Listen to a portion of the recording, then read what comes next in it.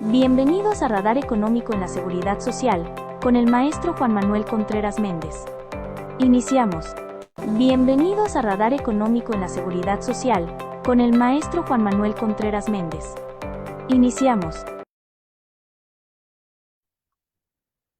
Bien, buenos días. Tengo el placer nuevamente de iniciar esta temporada, nueva temporada de lo que es el programa Radar Económico en la Seguridad Social. Y desde luego, antes de comenzar con el tema el día de hoy, me gustaría, pues desde luego, dar los parabienes de este nuevo año, que sea un buen año, que los logros, que las metas, que los objetivos, que cada una de las personas que nos acompañan dentro de este auditorio se les sea plenamente cumplido a satisfacción. Bueno, entonces el día de hoy he pensado en iniciar una serie de programas dedicados a hacer una retrospectiva histórica de lo que representa la seguridad social en México. Básicamente, el día de hoy iniciaré con lo que es la primera parte de eh, lo que es el marco histórico de la seguridad social en México. Y para esta primera parte, pues lógicamente tenemos que arrancar en retrospectiva de los inicios de la seguridad social en México, que como ya en otras entregas lo hemos manifestado, se pueden ubicar desde luego a partir de que concluye la Revolución Mexicana y se establece en nuestra Constitución de 1917, que es la que actualmente nos rige, ¿no?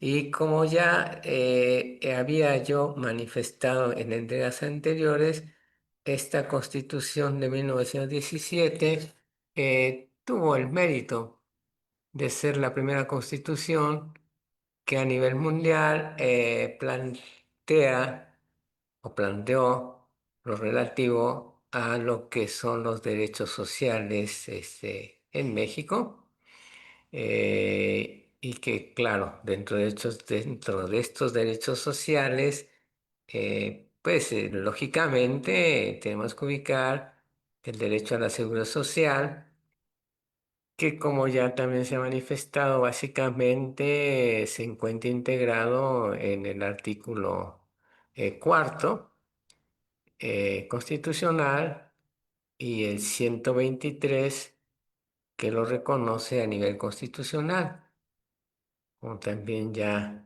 se ha manifestado en el cuarto constitucional. Se encuentran derechos tan importantes como el derecho a la salud, como el propio derecho a la seguridad social, como el derecho a la vivienda, como el derecho a una alimentación sana y nutritiva, como el derecho a una vestimenta decorosa, el derecho a un medio ambiente sano, al esparcimiento, a la cultura, y al desarrollo físico integral. Y decíamos el 123 constitucional que básicamente reconoce esos derechos sociales. Ok, bueno, entonces quisiera abocarme a qué es lo que sucede en México a partir de que se consuma la Revolución Mexicana, esto es en 1917, y entramos históricamente en lo que se conoce como el México moderno o contemporáneo, o también es conocido históricamente como el México postrevolucionario. Pero básicamente, si bien la Constitución de 1917 había dejado planteado claramente los derechos sociales en el artículo cuarto, y se habían reconocido a nivel constitucional el artículo 123, tuvieron que pasar algunos años para que la seguridad social en México se materializara. Y esto, recordemos, hubo un primer intento por parte de el presidente Lázaro Cárdenas para integrar un programa de seguridad social, el cual básicamente no logró fructificar y tuvimos que esperar hasta la presidencia de el licenciado, no, es general, perdón, no el licenciado, el general Manuel Ávila Camacho, quien es el que básicamente integró la seguridad social de manera material al establecer el Instituto Mexicano del Seguro Social, IMSS. Y ya posteriormente se integró el otro instituto importante que salvaguarda la seguridad social, que es el ISSSTE, a favor de los trabajadores del Estado. Eh, yo me quisiera abocar a cómo es que en esta primera etapa que en lo que se refiere al ámbito económico histórico, se le conoce como el desarrollo estabilizador o el milagro mexicano. Etapa histórica que básicamente arranca, pues podemos decir, cuando se está dando el fin de la Segunda Guerra Mundial, allá por 1948, y que se va a extender por toda la década de los 50, los 60, y que va a tocar su fin, y se va a empezar a agotar el modelo a partir del inicio de la década de los 70. Más o menos estamos hablando alrededor de 20 años en los cuales bajo este modelo llamado de desarrollo estabilizador, o que también se le ha llamado sustitución de importaciones, se da el famoso fenómeno llamado el milagro mexicano. Pero, ¿en qué consistió este llamado milagro mexicano? Básicamente, este milagro mexicano consistió básicamente en el hecho de que en estos alrededor de 20 años, como habíamos dicho anteriormente, México creció exponencialmente en cuanto a su Producto Interno Bruto, PIB, en promedio a tasas del 6,5% al 7% anual, lo cual evidentemente constituye tasas de crecimiento sumamente importantes, puesto que entre más alto es el crecimiento del PIB, nos muestra que el nivel de vida en México es mucho mejor, pues nos da señales de que hay empleo, hay inversión, hay inversión tanto pública como privada, y evidentemente esto nos muestra que la economía mexicana no solo estaba estable, sino que está en pleno crecimiento. Eh, bueno, diversos factores fueron los que contribuyeron, desde luego eso quisiera referirme, a que se haya manifestado este llamado milagro mexicano. En primer lugar, debo de referirme, pues lógicamente, a la etapa misma de la Segunda Guerra Mundial, que propició básicamente dos fenómenos económicos muy importantes para fortalecer la economía mexicana.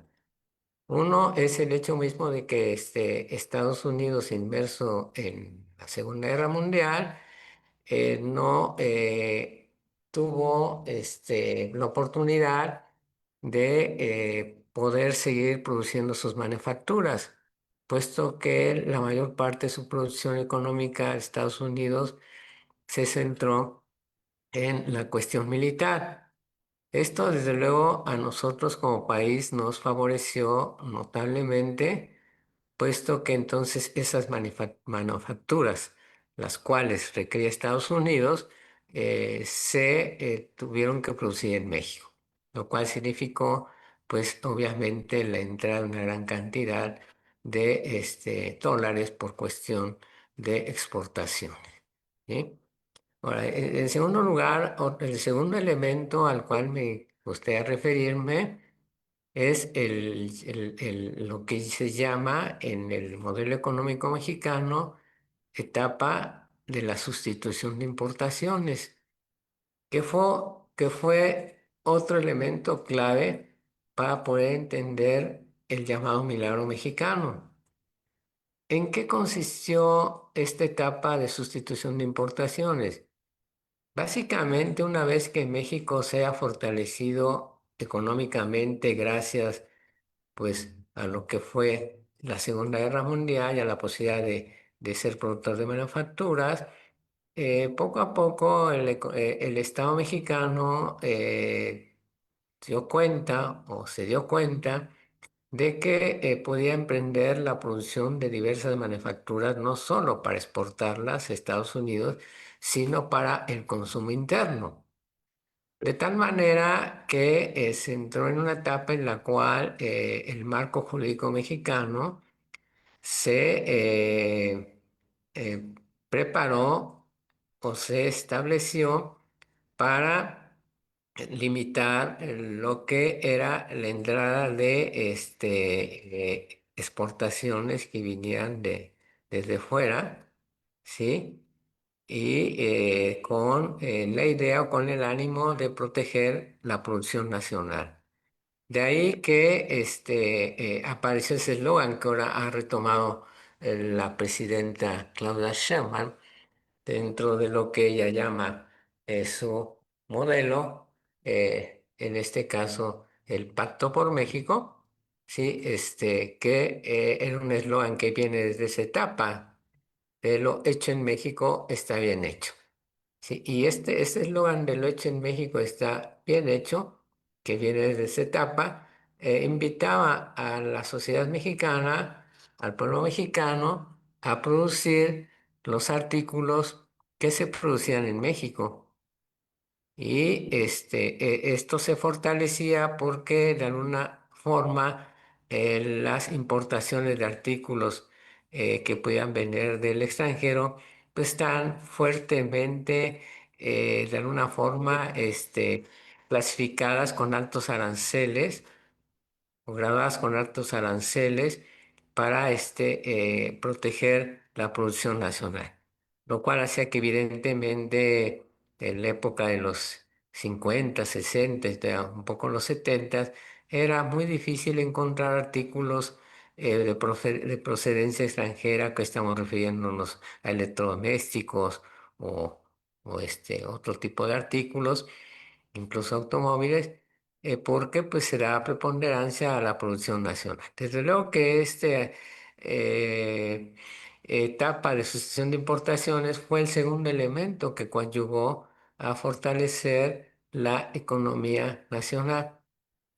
El tercer elemento, desde luego, pues la introducción del llamado Estado benefactor o Estado Social de Derecho, que como ya en otras entregas se ha dicho, fue confeccionado también a fines de la Segunda Guerra Mundial, desde luego como respuesta a las crisis económicas mundiales y que tuvo básicamente John Maynard Keynes, economista inglés, una teoría económica a la cual establecía como respuesta a la crisis del capitalismo, pues la presencia del Estado como un agente económico más, que de una u otra manera intervenía directamente en la producción de bienes y servicios, y de la otra forma estableciera también una regulación parcial de la economía dentro de lo que se da en llamar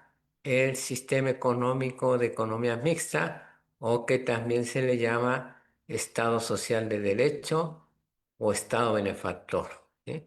Desde luego que la introducción de este Estado social de derecho o Estado benefactor daba gran impulso a los llamados derechos sociales, como sería la educación. De esta forma se fortalecieron instituciones como es la Universidad Nacional Autónoma de México, como lo es el Instituto Politécnico Nacional, que fueron y son semilleros de grandes talentos, de grandes profesionistas en todas las áreas. Sí.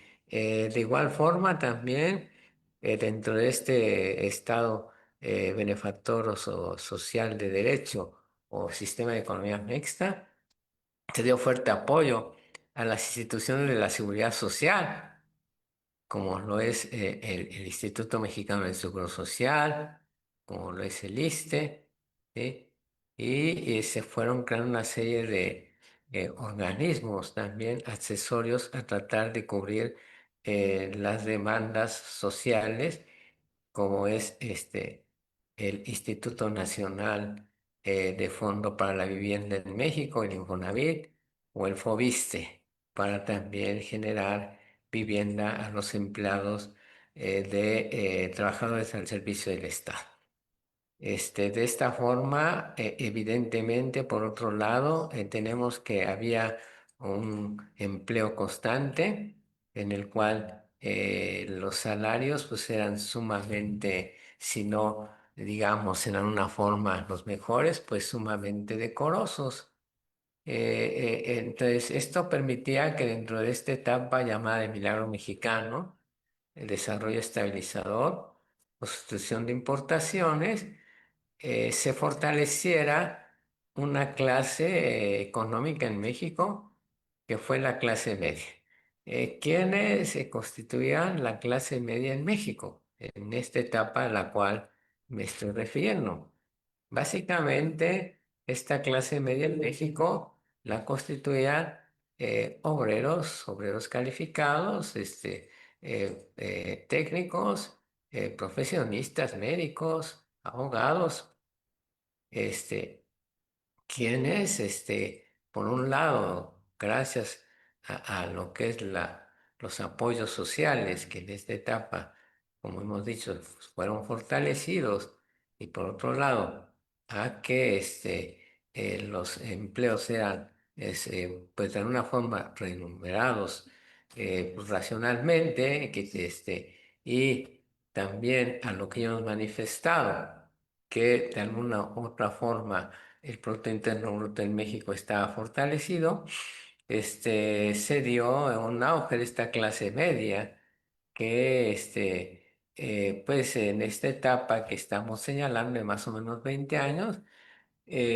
manifestó que esta clase media que decimos formaban obreros calificados, técnicos, profesionistas, médicos, abogados, etcétera, tuviese para tener un nivel de vida sumamente decoroso, ¿no?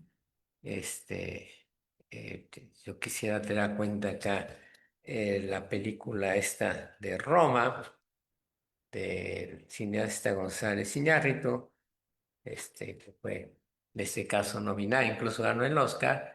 En esta película de Roma, de González Iñárritu, se puede ver perfectamente cómo era el nivel de vida de la clase media. Brevemente contaré que la película de Roma está básicamente orientada a una familia clase media en México, que componen dos médicos y una familia donde está la abuela, y están cinco niños, y básicamente se divorcian, pero antes de divorciarse se puede ver ahí que el nivel de vida que tienen estos dos médicos es más que buena, donde básicamente tienen la oportunidad de tener dos coches, de tener una casa propia, de vivir en la colonia Roma, de poder tener una cuenta de ahorros, de poder tener el refrigerador lleno, de poder ir de vacaciones una vez al año, pues cosas que actualmente, pues alguien que pertenezca a esta clase media pueda darse el lujo de hacer, ¿no? Entonces, claro que esto nos muestra básicamente cómo es que en esta etapa, pues el mexicano que pertenece a esta clase media, pues vivía sumamente económico. Y por otro lado, como decíamos, pues los servicios de seguridad y salud pues eran sumamente buenos porque evidentemente los gobiernos de todas estas etapas invirtieron en fortalecer los sistemas de salud, como es el IMSS, como es el ISSSTE.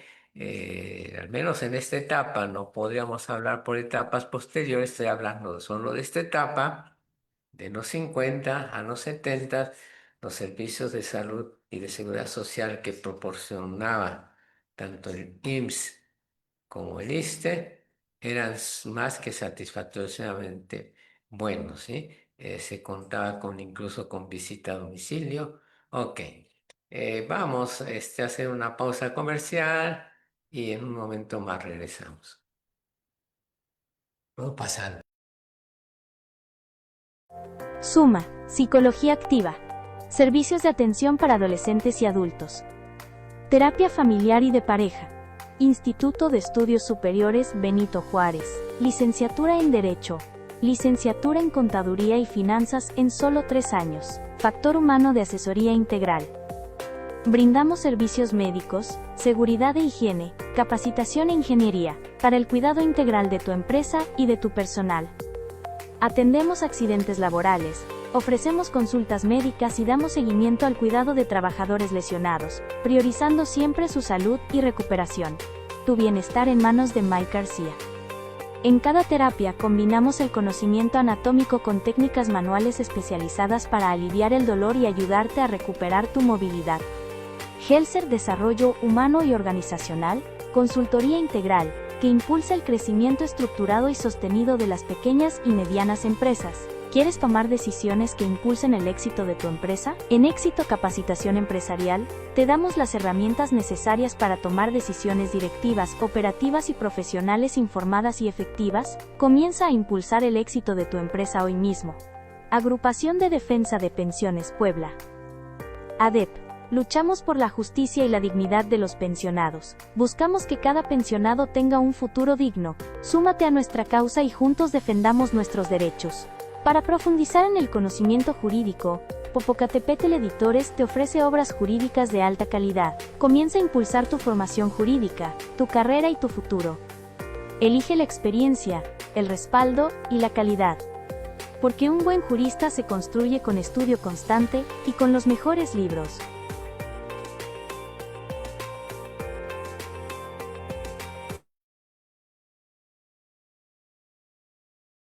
Vamos a continuar y entonces estábamos diciendo que en cuanto a los servicios de salud y seguridad social, al menos por lo que toca esta etapa, que básicamente ubicamos como de desarrollo estabilizador, bajo el modelo en este caso, sustitución de importaciones, se ha dado el llamado milagro mexicano, que ubicamos básicamente en unos 20 años de 1950 a 1970.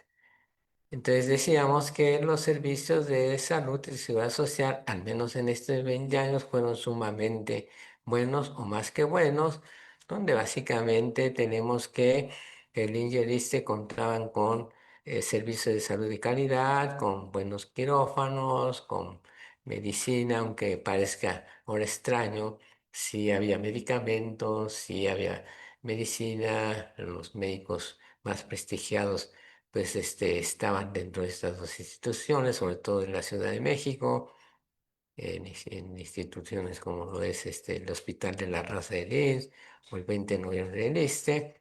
Y en esta etapa precisamente se construyeron todos los hospitales públicos que al menos en esos 20 años y posteriormente, algunos de ellos gozan de gran fama nacional e internacional, como Instituto Nacional de Cardiología, como Instituto Nacional de Nutrición, Instituto Nacional de Neurología, que eran pilares y puntos fundamentales de esta etapa. Entonces, pareciera ser así como yo se los estoy narrando, que estamos hablando de un cuento, ¿no? En el cual pues todo era felicidad, ¿no? Pero efectivamente, como sucede en los cuentos, pues los cuentos a veces se acaban, ¿no? Y la realidad es que para la década que, en este caso ya los 60 y finales de los 60, el modelo de sustitución de importaciones de desarrollo estabilizador empezó a mostrar signos de agotamiento, de cansancio. Esto se manifiesta básicamente porque de alguna u otra manera la inversión privada empezó ya a no ser tan importante, incluso a notarse una baja. Y por otro lado, recordemos que básicamente se ponderaba la producción nacional, por lo que la entrada de inversión extranjera estaba sumamente limitada. Lo máximo que permitían estas leyes en materia de comercio exterior en esta etapa era una inversión extranjera en las empresas nacionales de no más del 49%. Pues con el ánimo de mantener el 50% de resguardo en capital nacional y el control de las empresas, lógicamente bajo capitales mexicanos.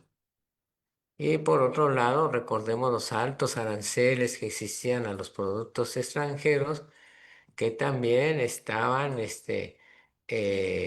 graduados, estaban establecidos de esta forma para proteger la producción nacional. Por lo cual, como ya hemos comentado, pues resultaba sumamente difícil de momento encontrar acá mercancías que no fueran mexicanas, como radios, como refrigeradores, como consolas, como calculadoras, como juguetes, tenis, que tenías que conformarte con lo que se producía en México. Y esto, lógicamente, la falta de competencia de los productores y industriales nacionales hizo que de alguna otra manera estos productores coloquialmente se dormían en sus sueños, se aventaban a la hamaca y por un lado no se preocupaban por producir mercancías de calidad. Y por otro lado, en un momento dado ya ni siquiera de producir mercancías, ya no de invertir. No, lógicamente, esto llevó a que la economía nacional se fuera paralizando poco a poco. ¿Esto cómo lo resolvió el Estado mexicano? ¿Cómo lo resolvieron los gobiernos de esta etapa, que es ya la que toca básicamente los 60? Básicamente estamos acá hablando ya de el gobierno de Adolfo López Mateos, tal vez el fin del presidente López Mateos, del presidente Díaz Ordaz. Sí, pues básicamente se mantuvo el crecimiento económico del 6,5%, gracias no a la inversión del capital, en este caso privado, porque decimos ya el capital privado por un lado ya no estaba interesado en invertir y por otro lado se invertía muy poco y por otro lado los productos eran de mala calidad. No competían desde luego con los productos extranjeros, que por otro lado era muy difícil encontrar por las altas tarifas de aranceles que estaban sobre de ellos. Entonces el gobierno, estos dos gobiernos, sobre todo el de Díaz Ordaz y desde luego también López Mateos, optaron por fortalecer la inversión pública. Es decir, si los particulares, empresarios mexicanos no quieren invertir, esa falta de inversión la vamos a cubrir con inversión pública. Y entonces esto hizo que se empezara a presentar un fenómeno muy curioso, que de repente hubiese un crecimiento exponencial sumamente importante de todas las empresas estatales o llamadas empresas públicas o paraestatales, las cuales evidentemente empezaron a crecer y a tratar el gobierno mexicano de sustituir la falta de producción de capitales nacionales privados con producción pública. De alguna otra manera esto hacía posible que se mantuviese cierta estabilidad económica porque había empleos, había salarios decorosos, pero casi todos estos, la mayor parte, pues eran propiciados por el Estado. Ahora, por otro lado, tenemos la situación de que lógicamente al tratar de mantener los niveles de crecimiento económico del PIB al 6,5%, al 7% del Producto Interno Bruto, el Estado mexicano empezó a mostrar, en este caso, estos gobiernos, lo que llamamos un déficit en lo que es su gasto corriente, en lo que es el gasto público, porque ese gasto público de repente ya no alcanzaba para cubrir todas las necesidades de lo que son los servicios sociales, de lo que es medicina, salud, vivienda, educación, carreteras, hospitales y desde luego todo lo que el Estado tenía que ir cubriendo, los huecos que el sector empresarial mexicano iba dejando abiertos y que el Estado mexicano tenía que cubrir con empresas públicas. Entonces, en afán de seguir manteniendo esa estabilidad económica, el Estado mexicano optó por la vía más fácil, la más sencilla, la deuda externa, o sea, pedir empréstitos a instituciones extranjeras, países extranjeros, para a partir de esos préstamos, empréstitos, ir llenando los huecos que ya no era posible llenar con el gasto público, el cual ya se mostraba en un déficit sumamente importante. Desde luego que en este periodo la deuda pública empezó a crecer notablemente, pero al fin y al cabo, tanto el gobierno, con todos sus asegúnes, el de, este, en este caso decíamos Adolfo López Mateos y Díaz Ordaz, se mantuvo estable en cuanto al crecimiento económico, en tasa del 6,5 al 7% del Producto Interno Bruto, y la estabilidad política, desde luego sabemos, bebida bajo el régimen del prismo, que, pero sí empezó a haber signos de que pues había un deterioro económico, sobre todo en movimientos de ferrocarrileros, de médicos, que pedían mejores condiciones de trabajo, que empezaban también por otro lado ya a no ser tan buenas, ¿no? Y desde luego, digamos, el clima de toda esta inestabilidad lo tenemos en el año 1968, ¿no? Con los famosos sucesos de Tlatelolco, lo que históricamente sabemos, mostraron una matanza la cual se ocultó tanto por el gobierno mexicano como por la prensa nacional, a unos días de que inicia la justa olímpica en México. Entonces, como vemos, pues evidentemente el modelo se fue agotando y lógicamente esto fue deteriorando los salarios, los sueldos, los servicios sociales, los servicios asistenciales, los servicios médicos, porque el gobierno ya no podía de alguna forma satisfacerlos, a pesar de que trataba de mantener, digamos, de alguna forma esa estabilidad a partir de decimos, de los empréstitos, la deuda pública y de ir asumiendo el propio Estado, pues ciertas cuestiones en la producción industrial o manufacturera que no le correspondían, ¿no? Eh, de tal forma que llegamos a la década de los 70 y el modelo prácticamente está agotado. O sea, la década de los 70 significa 2 sexenios más debajo del modelo, el de Luis Echeverría Álvarez y el de José López Portillo y Pacheco. Tal vez desde Luis Echeverría Álvarez se tendría que haber pensado en cambiar el modelo. Ya era evidente que no iba a dar más lo que había dado en esos 20 años de llamado Milagro Mexicano.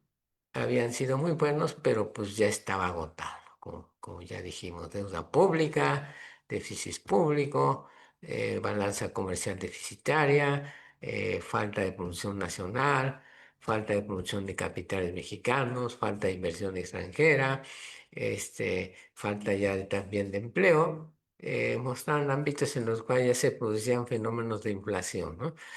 Y desde luego estos se iban fomentando en la medida en que la deuda pública crecía. Desde luego que, y a mi parecer, en mi opinión, desde 1970, México tendría que haber optado por cambiar el modelo económico, tal como por ejemplo si lo hizo Corea del Sur, que ahora Corea del Sur es una potencia, porque Corea del Sur desde los 60 decidió cambiar el modelo hacia un modelo de economía abierta. Pero no, de una otra forma los gobiernos, decíamos, de Luis Echeverría Álvarez y de José López Portillo, apostaron por seguir manteniendo el modelo y apostaron por la fórmula que no iba a dar resultados, que era básicamente deuda pública, que era asumir funciones que al Estado no le correspondían, de tal manera que ya en el gobierno de Luis Echeverría, pues también hubo una pelea muy fuerte de Echeverría con el sector empresarial, sobre todo el Grupo Monterrey, con el cual Echeverría salió peleado y pues dejaron todavía más de invertir los inversionistas mexicanos y obviamente esto sigue afectando la economía nacional. A esta situación, Luis Echeverría respondió diciendo que pues lo que no quisieran producir los empresarios mexicanos, sobre todo los del Grupo Monterrey, pues lo produciría el Estado. Y de repente, pues el Estado tenía produciendo cemento, produciendo varilla, produciendo bicicletas, produciendo este, colchones, cosas que pues en una situación no son funciones propias del Estado ni de la seguridad social. Y llegamos al gobierno de José López Portillo y Pacheco, y con lo cual también voy cerrando, que es la primera parte, como dije, de esta entrega. José López Portillo y Pacheco, pues ya recibe prácticamente quebrado al país con una deuda pública muy importante, con altos índices de inflación y con el peso devaluado. Y José López Portillo y Pacheco tal vez tenga la oportunidad de cambiar el modelo, que otros países ya lo han hecho. Estamos entrando en la etapa ya en la cual para esta etapa se está moviendo la idea de lo que se llama la globalización económica, el neoliberalismo, la apertura de mercados. Pero México no quiere apostar, al menos no de momento, por ese modelo y prefiere al menos Portillo tratar de mantener el modelo económico de Estado benefactor social de derecho, pues con lo mismo, con deuda pública y con injerencia en áreas económicas que nada tenían que ver con la seguridad social. Y así de repente tenemos que en este sexenio, pues el gobierno mexicano, pues de repente es dueño de equipos de béisbol, de equipos de fútbol, de estadio de fútbol, de estadio de béisbol, de la producción de bicicletas, de motocicletas. Cosas que evidentemente nada tienen que ver con la seguridad social ni con el papel que el Estado tendría que tener, ¿no?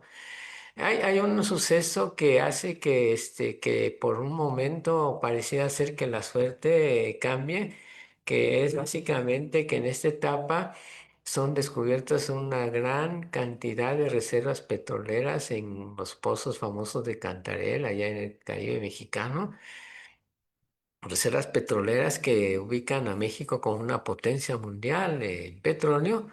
Y entonces es cuando López Portillo y Pacheco dice, bueno, pues de acá es donde vamos a hacer que México crezca a partir de esta riqueza petrolera que acabamos de descubrir y alude a una de sus famosas frases célebres que tiene López Portillo y esa frase célebre decía, mexicanos, hay que prepararnos para administrar la abundancia. Somos ricos, somos un país rico en petróleo, de acá al real solo va a haber abundancia en México.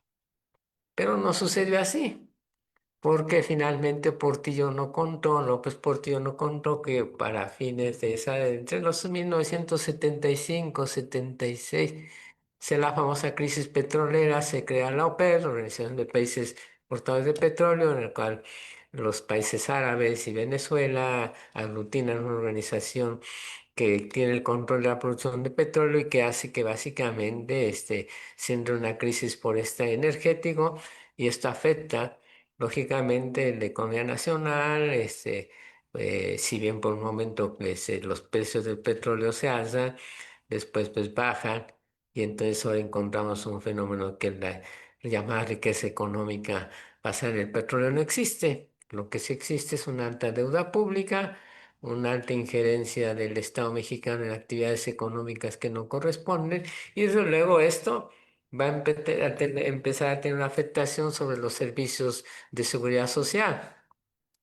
sobre lo que son hospitales, sobre lo que son medicamentos, sobre lo que son todas las cuestiones de seguridad social, que van a empezar a entrar en una etapa de decaimiento que básicamente en la cual no se va a recuperar el Estado mexicano, México, pues por todo lo que va a seguir en la segunda parte, que va a ser desde la Madrid hasta bueno, adelanto, hasta Peña Nieto, y la tercera parte con ya que llamado en este caso la cuarta transformación con López Obrador y la presidenta Sheinbaum, que pues de una u otra manera tampoco se ha recuperado México en ese ámbito, al menos en la cuestión de seguridad social y servicios médicos sociales, sigue habiendo una fuerte deuda, un fuerte déficit del Estado mexicano sobre ese tema. Bueno, bien, entonces, pues, por el día de hoy vamos a dejar hasta ahí. Damos por concluida esta primera parte, esta primera idea. Espero haya sido de satisfacción y quedamos pendientes para la segunda parte el próximo miércoles. No sin más, me despido deseándoles éxito y buena suerte para todos. Feliz día. Buenas tardes. Llegamos al final de este episodio. Agradecemos su presencia y nos vemos en el siguiente.